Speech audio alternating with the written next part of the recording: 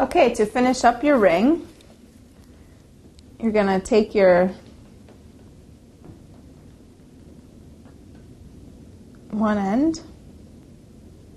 It's got to be big enough that your hand can fit comfortably in there, or if you have a really wide strap or something, you want to make sure that that fits.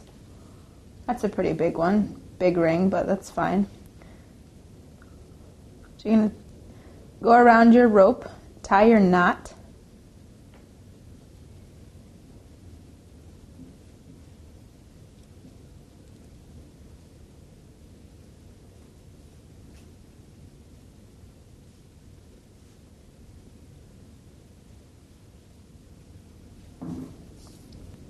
If you find that you have a little extra space, you can go back and braid it. But now let's cut it and burn the ends, because this rope is synthetic.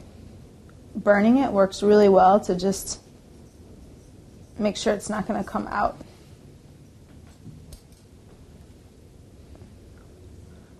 Careful here, it does catch on fire, and if you have a lot of it, it can melt and drip.